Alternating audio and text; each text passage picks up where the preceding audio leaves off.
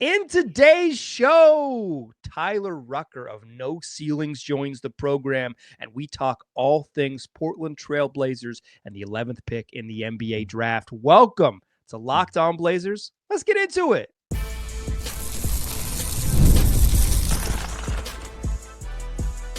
You are Locked On Trailblazers, your daily Portland Trailblazers podcast, part of the Locked On Podcast Network. Your team every day.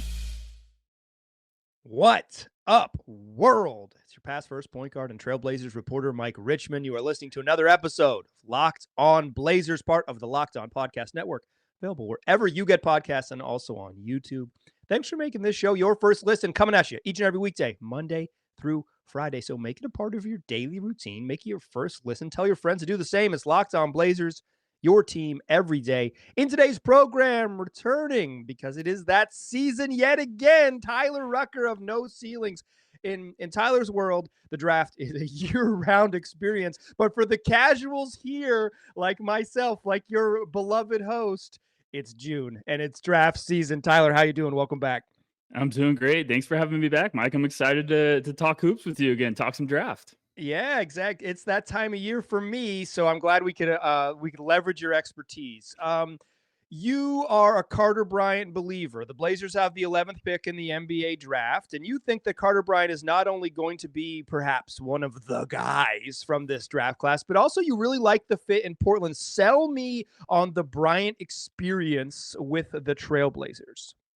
Yeah, I think you're just looking at a really versatile defensive player. I think he's one of the better defending wings forwards in this class. And then there's a lot of upside that's just waiting to get untapped offensively. Great athlete, really good basketball instincts, just a high feel for the game. So I think Carter was one of those players that it's a little tough when you're evaluating because everyone will look at the stats and be like, hey, why weren't the stats much better? How is he getting projected in the lottery? And this is a big time recruit that's kind of a late bloomer. He really rose up the ranks in high school late.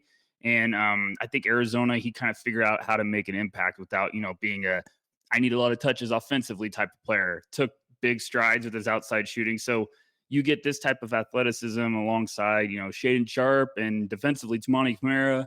You really got some fun pieces to keep building with.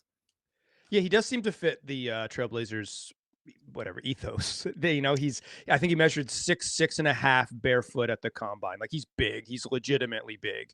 And they like long, athletic wings that can defend multiple positions. I mean, a lot of teams in the NBA too. I don't think that's really unique to the Trailblazers, but that has been sort of their MO over the last 4 years to kind of build more of those types of players into the lineup. I am one of those people that maybe worries about Carter Bryant as a low production guy. What am I like? Obviously he shot pretty well from three, but what is it about his game that you say like, okay, he had this small role, but it's going to scale? Like, what makes him scalable at the next level? I think it's just I've seen him the last couple of years and the trajectory he's on in terms of like his improvement each year, not only just on the basketball court, but physically. Like, he's a relentless worker. You hear everything you hear about him checks the boxes emphatically with interviews, his character, his work ethic. So when it comes to like the on the court performance, I watched that Arizona team a lot last year. And early on, I thought he looked like a big recruit that was like, how can I stay on the court? And that roster was a lot of veterans for Arizona, a lot of guys that have been there for a while. So I think they got kind of like the top of the ladder treatment. Like, hey, you're a big dog here.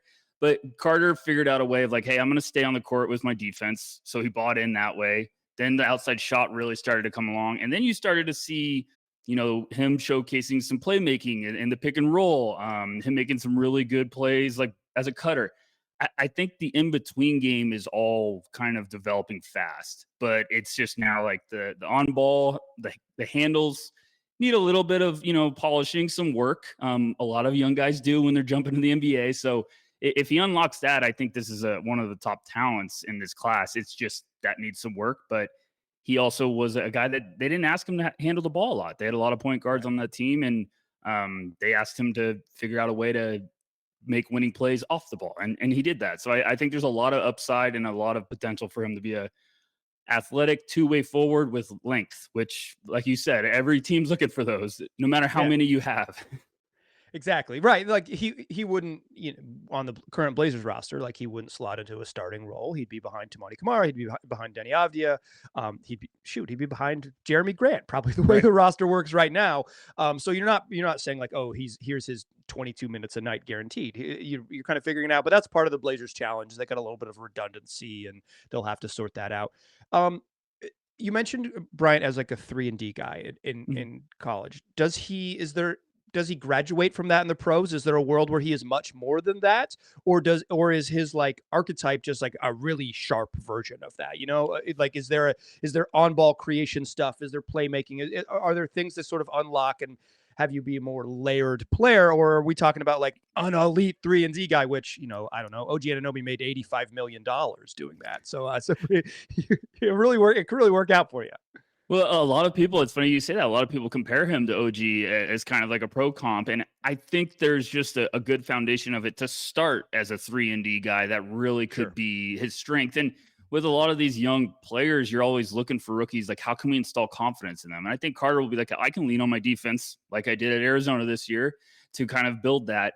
I think there's a lot to unlock offensively. And it's not going to happen all at once, but like he just get his handles a little bit, get like a counter or a go-to move.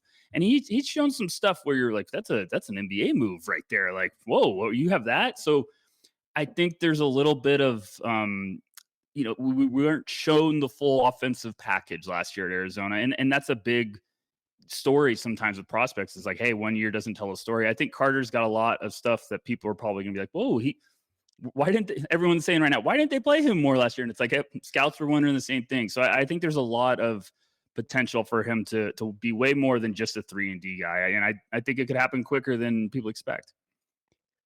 I think heading into this draft maybe a year ago, 18 months ago, it was like, oh, the 2025 draft is stacked. It's loaded. This is it. You got it.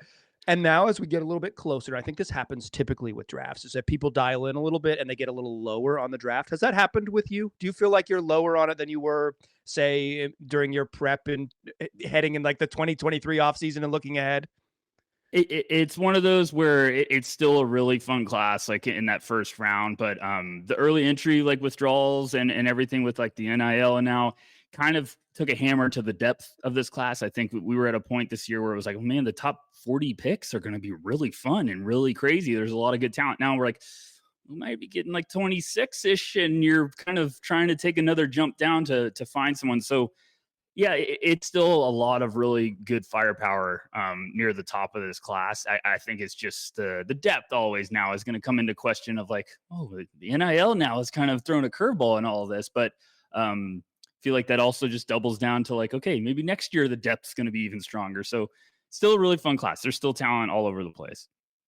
Yeah, I do think like now that it's a better job to play like high level D1 basketball than it is to be drafted 29th overall. It does really, it changes the calculation. Like if you're making, whatever, $2 million to stay on campus, like that's a better gig. It's not the worst life. Yeah, it's a better gig. You live in Tucson, you live in Bloomington, you live in Chapel Hill. Like you can be the king of your little small kingdom. Plus you're still making millions of dollars. It's a very different calculation than it once was, where it was like, I'm a Carolina guy. So it's like, you see the Tony Bradleys and the Day'Ron Sharps where it's like, nah, get out of here. Like this is your chance to go make $1 million, right? If you would fast forwarded a couple seasons, no way though. No way those dudes leave because they're making money. And I do think NIL, particularly the back half of the draft, like you mentioned, like there used to be those sweet spots where it's like, well, if you get them in the second round, like, boy, is that going to be money for your team because you have a unique amount of team control, but they hit free agency earlier. So you can like really lock them up. If you get them at 32, this is going to be how you leverage them.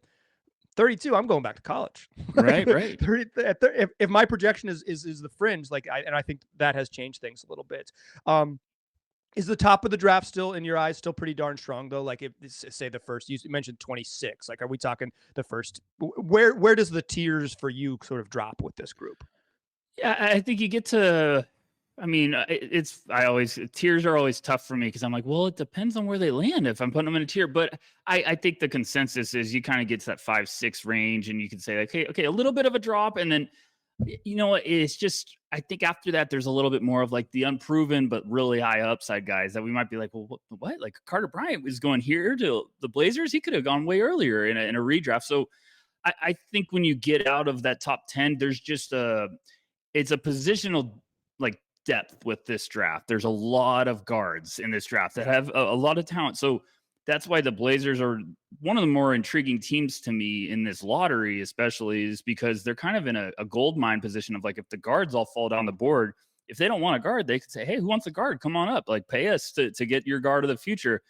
So I think there's a drop a little bit, but it's more of like the positional drop. And I think the Blazers are in a great spot to kind of let the board fall into their laps, a lot like they did last year with Klingon, and that worked out great. So it's still a really strong draft. It's just kind of, if you don't need a guard, you could all of a sudden be like, well, now some names are dropping quick. We might need to go up to get. So I still think this is a really talented draft near the top.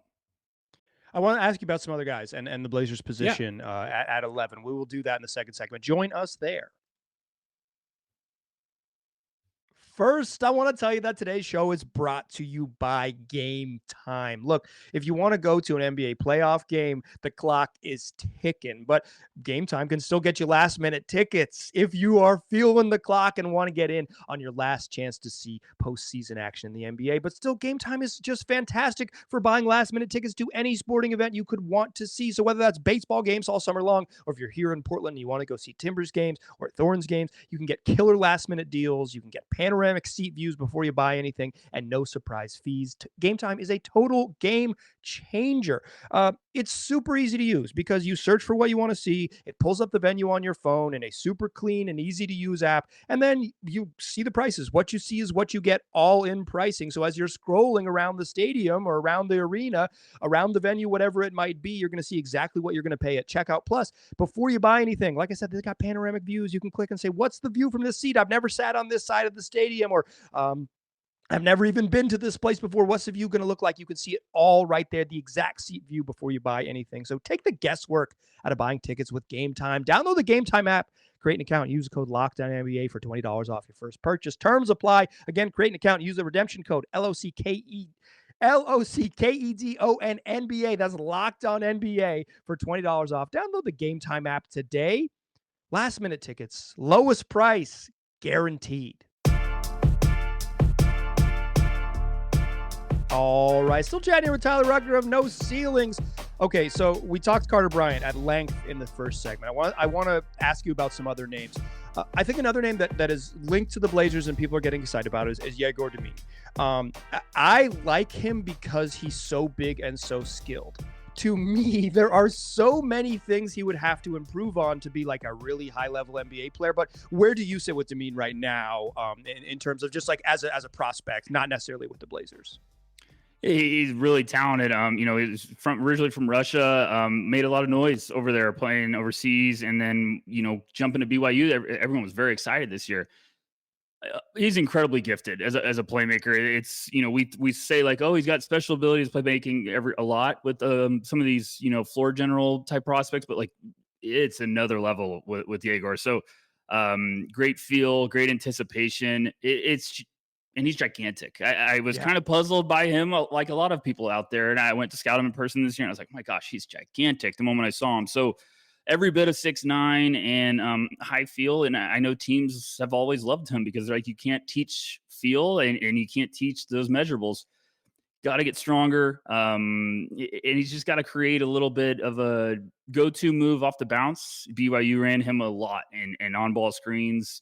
So you can kind of play devil's advocate there and be like, well, the NBA runs a lot of screens. And it's like, yeah, exactly. So I think the shot needs to come around for him to kind of reach that upside that people might be dreaming about. But I think at worst case scenario, you're talking about a gigantic, playmaking, high feel player.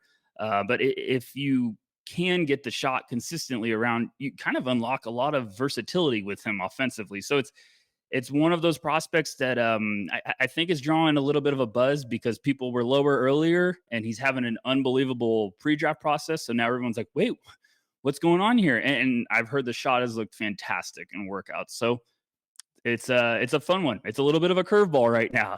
Yeah. I feel like his range has widened a little bit because of You know, I think he was probably not a top 10-ish guy, and now you see more people being like, he could sneak into the top 10. Like he is. There's some interest there. Is is he a good enough defender to have like a Kyle Anderson floor? You know, I feel like he's got a little bit of Kyle Anderson in him because it's like a big creative playmaker who can't shoot. But Slow-Mo has been in the league and will be in the league for a decade because he's a functional defensive player. Does Demin have that sort of floor that says like no matter what, he's a top 8, top 9 contributor type of thing? Yeah, I think so. You know what was puzzling me why I wanted to go see him in person was like kind of that exact thing. I was like, okay, I want to also see defensively. Like I get his playmaking, but I want to see defensively. And he battles. He cares. He's constantly talking. He's really engaged. I think it's just like some areas of his game because you do see he can make an impact with his size, his length on the court. And he's got good anticipation. It's just some stuff like I think his on-ball screens, he can get caught up with that. He needs to work on the navigation. Some staff might just sit him down with film and be like, stop doing this. And I'll be like, okay, I got it. So it's going to take a little bit of work, but I think there's a good foundation where it's like, he's not going to be a target. I think he'll be able to be a smart team defender. And it's also intriguing too, when you get a guy this size with these feel for the game, when you add him with the defensive pieces the Blazers have around, because you're like, well, he just needs to be respectable because we've got some unbelievable guys all over the place. So he's a really interesting one with the Blazers because I understand the roster. They keep me up at night of like, what direction is this team going to go? And it seems like they're doing it every year, but they keep getting good guys and they keep stacking up these assets. So I think Egor would be a really fun kind of wrinkle to this team. Yeah, he's easy to hide on this roster. It's so easy to fake it in the NBA when you're 6'9".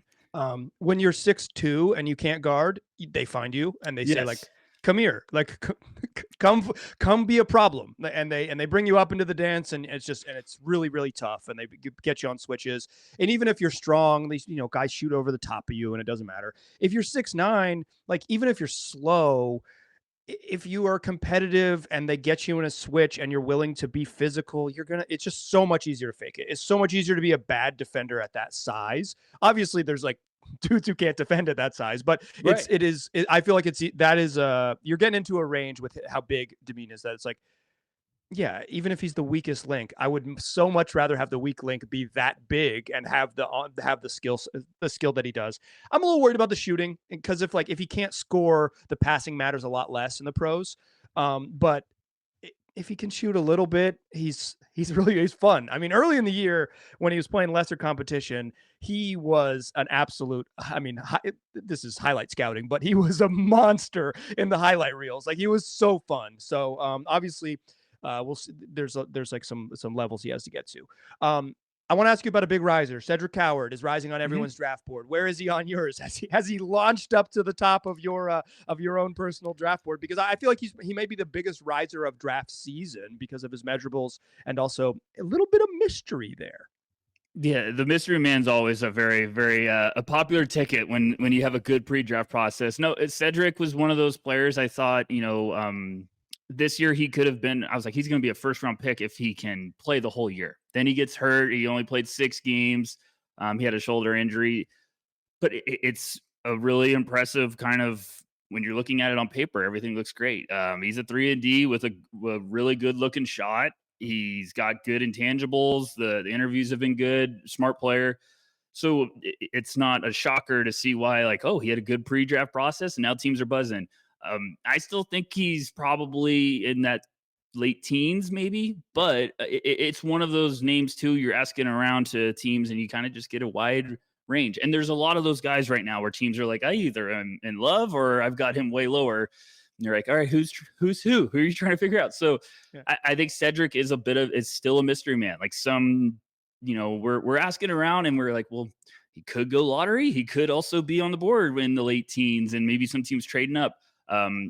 But if someone does invest with him in the lottery, I think you're getting a really special like 3-and-D guy. A little bit older, but he's also a late bloomer. He started at D3 and then had this fantastic rise up the ranks. So there's a lot of good stuff. And just because he's, a junior or senior, whatever you want to say it, I still think there's a lot of good basketball ahead of him. Yeah, I think he's particularly beloved in our neck of the woods because he started at Willamette, baby, in Salem, Oregon. Let's go. There was actually a story in the paper today in the Oregonian about how he was at Willamette and he's like, I want to come back because I really want to beat Limfield, which is like a D3 power here in McMinnville, Oregon.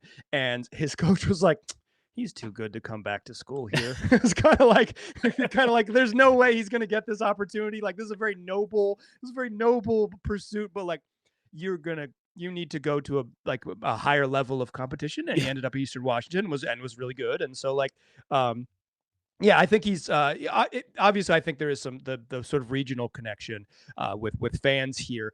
Yeah, I think the measurables for me are really are what really sold me on him, right? Like he just is really long. He's just a big dude with a really long wingspan, and I think that is that when you look like an NBA player, I like to say when you're shaped like an NBA player, people start to just map onto whatever you want to be. It's like, yeah, that dude looks like a pro. I think Carter Bryant has some of that the same way, where it's like, that's an NBA wing. Like you watch him play and, he plays 6 minutes a half for Arizona, but you're like, well, they do have this NBA looking wing who comes off the bench, it's easy to talk yourself into it. Yeah. Every single time I've watched that, Carter Bryant, especially last year, every time he came on the court and did stuff good, I was like, it's weird they keep putting the NBA guy on the bench because this guy looks like the best guy on the roster. But I feel the same way about Cedric. It doesn't take long on tape for you to kind of be like, this is an NBA player at a high level. And I think he would be a great option for the Blazers. Even if, I have him a little lower, there's not so much variance with this draft when you get to a certain range. Everyone's really close, especially on my board. So like, hey, if you love a guy at 11, go get your guy. Like, if you believe in him and he checks the boxes, makes all the sense. And he's a great fit too. Yeah. I think like, there is some like, too high for this guy type of thing. Right. But if it's the difference in 11 and 18, it's like but you really believe in him at 11, I think you got to go with it. You build your books for 2 years. Trust your book. Trust your book. If your book says he's the guy, you got to trust your book. Let's talk some other potential targets at 11. We'll do that to close the show. Join us in the third segment. First, I want to tell you that today's show is brought to you by WayFair. There's nothing like stepping into your outdoor space, wherever you live, and feeling like you've escaped to your own personal oasis. So whether you want to update your patio, whether you want to update your small porch, whether you want to update your massive backyard, in the place that you live, WayFair has made it easy to turn that space into something that feels like yours, comfortable, stylish, and ready for summer. It's got everything you need to level up your outdoor space, whether that's conversation sets, outdoor bars, fire pits, heck, hot tubs, gazebos, and yes, even the perfect string lights to set the vibe. It's like giving your backyard that resort feel without the resort price tag. If you are buying anything on WayFair, delivery is always free, it's always fast, and it's always totally hassle-free as well. Even with the larger items, they're going to get them to you with no fuss. Plus, you can have friends over more often. As the days get longer, there's more light out and it's warmer. And if you're not hosting and you just want to have a place that's your own, where you're unwinding with a good book or listening to a niche podcast about the Portland Trail Blazers, you can have a place that feels like your own private retreat. Don't wait. Make your outdoor space your dream oasis today with WayFair and enjoy it all summer long. Head to wayfair.com right now to shop a huge selection of outdoor furniture and accoutrement. That's WayFair, WayFair.com. WayFair, every style, every home. Still a pass first point guard. Still Mike Richmond. Still chatting here with Tyler Rucker of No Ceilings. Okay, I've given you some names. Who are some names I haven't mentioned at 11 that you kind of like in the Blazers range? And if you don't have any off the top of your head, because I'm bringing you in cold, I'll throw some at you. Yeah, I think there's a lot of names. I think it's kind of we're preparing right now. Now we got 2 weeks, so a lot's going to happen when it comes to buzz and stuff in the next 2 weeks. I think Noah Essengay has been a very popular name from Ratio Farm Ulm. I don't know if he'll be there. I think a lot of teams are expecting him to be off the board before then, but talented forward, one of the youngest players in this class, was a ton of upside. Maybe I don't think they're going to go big man hunting, but there could be some bigs down in that range. It's just kind of weird with the Blazers because I could be like, I don't think they're going to go that position, but I'm like, well, they have all this depth everywhere. They have to go one of these positions. So What are you thinking, Mike? I mean, let me know. Okay, Help me some help you. names. Yeah, so I will say I don't want to rattle off 20 names. yeah, exactly. Then here are 19 guys that could go at 11. Yeah. That sounds like an old BuzzFeed style article. Rest in peace to a legend. I will say I'm becoming an Asenge believer. I think he's I think, and this is maybe like not a professional scout. I do watch a lot of basketball, but I will say this, like, I like him because he's not good. He doesn't dribble very well, and he doesn't shoot, and he's really productive. And I'm like, look how productive he is with so little skill. Imagine if you just imagine this 18-year-old kid gets in an NBA lab and like really drills skill stuff. Like, he's just so productive and he's so big. It's like, I'm a believer. There are like a lot of sort of not positive outcomes for a guy like Asenge, who's like, well, he can't shoot, can't dribble. there's a lot of paths that don't get you there, but I've become a pretty big believer in him. If he's at 11, that would be very high, if not number one on my list for the Blazers wish list. You mentioned some big guys. I wonder about Derek Queen. I feel like he was higher and he's been dropping. Why has he been dropping a little bit? He's the one I'm keeping an eye on because he's kind of at the top of my list to ask around about, which will be happening this week, because I'm curious if there could be a little bit of a fall. There's just always a position and how the order just kind of pans out. When you start looking at it after the lottery, you're like, okay, what routes could they go here? What are the names? And then I feel like you get to a spot where you're like, well, if this guy goes here, then we start seeing the dominoes fall. And I think Queen could be one of those. Because like him and Malawach, we're all trying to figure out where they go. But if Malawach goes somewhere, we might just be shocked that Queen's still on the board. I think, the athletic testing wasn't great at the combine. Right. I think a lot of scouts were expecting it to not be great, but it's still, it wasn't great. And he's kind of a little bit more fit dependent. You got to be buying in that you can unlock the motor defensively, especially because there's some games where he looks really good defensively with moving his feet and playing against, tougher competition. There's other games where you're like, where's the guy that I've been watching on the other game? So it's just, I think he's going to interview well because he's got a big personality. Teams love that. They're going to eat it up, but it just comes down to kind of roster construction and fit. I don't know if the Blazers would go that route because of drafting Klingon and they've got 15 bigs, it sounds like, but it's also at a point where you're like, why not? Let's just take the best. And they've got to figure out the roster sooner or later. Like, they've got to make some moves, but it would just be one of those, like, we can't pass this up. Even with our roster, we have to get some depth. Plus, the idea of him and Klingon together is incredible, like, fun. There's a great world there. It's just really fun. But so I don't know. It's just a wild card. If he hits his like absolute upside and the shooting comes around and he can be a ball handler that like maybe run some weird pick and rolls, like him and Klingon sounds incredibly fun. Yeah. If he's a smaller 5 who doesn't protect the rim, he gets less fun. It's like he gets a lot less fun. And I think that's the worry, is like, is he a single position player? I don't love him as a fit with the Blazers because I don't know if I see him playing the 4 a lot, but I will say, like, there's folks out there, including my man Rafael Barlow of Locked NBA Big Board, who believes he can become a 4. And so it's like, well, I don't know. That dude knows more than me, so I'll let him cook. What about Asa Newell? I feel like similar type of tweener discussion, very different player, but similar type of tweener discussion for like between the 4 and a 5. Where do you think he fits in the general draft range? There's always one guy that I feel like doesn't get enough buzz or attention throughout the pre-draft process. We're like, why aren't they talking about him more? Why isn't he getting? And I think Asa's taking that crown right now. He's got good length. He's got good size. I've seen him in person, and he plays his butt off. He's got a high motor, very active around the basket.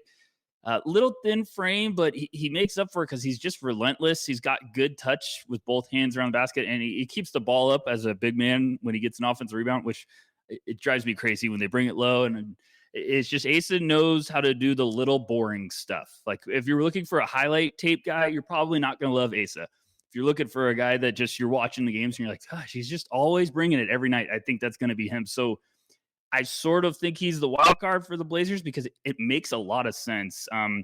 He's got a shot that's developing. It's trending in the right direction in a hurry. So pick and pop guy that you're like, hey, there's a small ball 5, or he can play the 4 next to Klingon. It might make a little bit more sense. There's some good defense, good shot blocking stuff.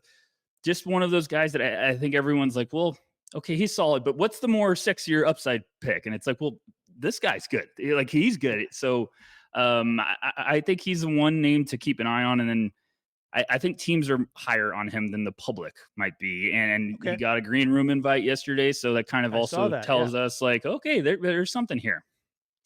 Yeah, the early round of green room invites are always telling. It's like typically, the first, 5 or 8 names. Yeah. But it was like, Asa Newell, huh?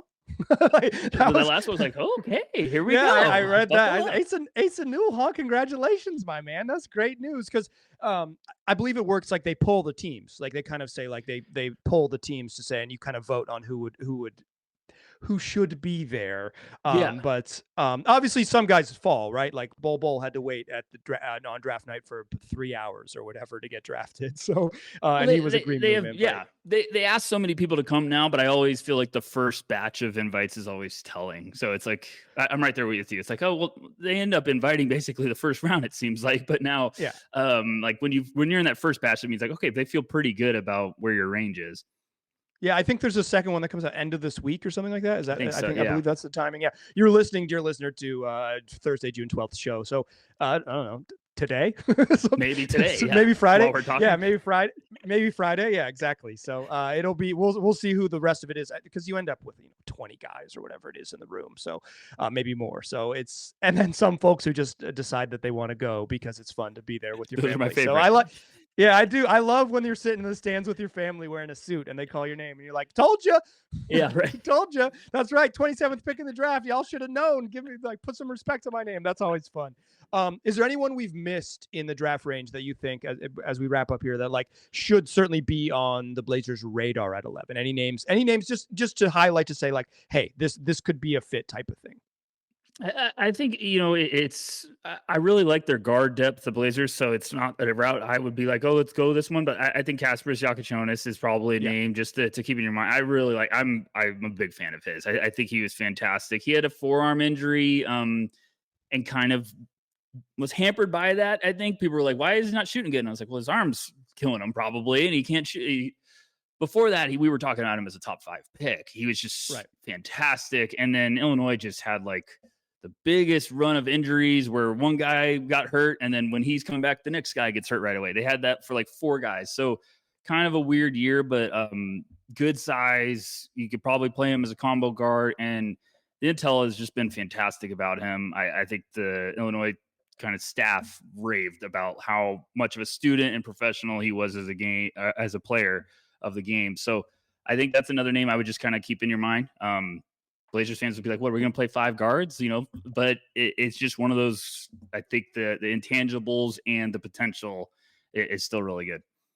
Yeah, I think they could use guard depth. I think they could use depth everywhere. I think they can use depth everywhere because, like you said, at some point they have to make decisions about the roster. Is Anthony Simons part of the future? Jeremy Grant's probably part of the future because he's been paid to stick around. It's hard to have him be part of someone else's future. But it's like they got to figure out Ayton and Ayton and Ant. Matisse Thybulle's on an expiring contract. Like they've got, and the back half of that roster with Chris Murray and Jabari Walker, who's going to be a free agent. Like they can use depth. I don't think they're in a position where they are, whether it's kind of like you said, the eye of the beholder. They're either in a great spot because they can pick whatever position is on the board, best player available, which they should do regardless, right? They should just pick the best player, because they don't have obvious playing time. Like they don't have immediate playing time for someone. They can make playing time for them, but they don't have immediate playing time. But they have this sort of the luxury of saying like, we have a young player at every position. Whoever we draft can fill in behind them to some extent, and if they earn the right to play ahead of them, that's fine. But they also have the challenge of having a young player at every position, and whoever they draft has to play behind them and then earn playing time. It's like it is a double-edged sword of a team in their situation. I wonder if the draft is the place where they also try to balance out the roster through some trades. We'll see what that looks like.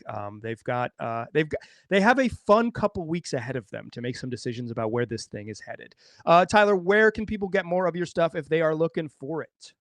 NoCeilingsNBA.com. We've got write-ups about everyone pretty much in this draft class. We've also got our draft guide out, so go check that out. We've got 100 prospects, in-depth write-ups. So thanks, Mike, for having me on. I always love doing this one. I can't wait to figure out what they're going to do and see it happen because I'm so curious. Every year the Blazers, I'm like, man, I'm the most excited about them at the draft, so this is going to be interesting.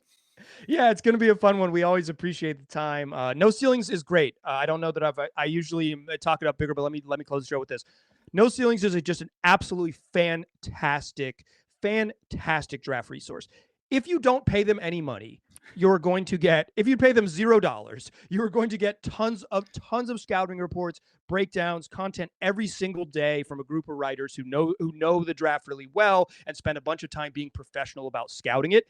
And if you upgrade to No Ceilings Plus, you're going to get even more sharper content all the time. It's really good stuff. So subscribe, start following it, and then decide that this is actually a wonderful resource. And then you can give them some money and get even more access to it. Tyler, I appreciate the time. Dear listeners, come back.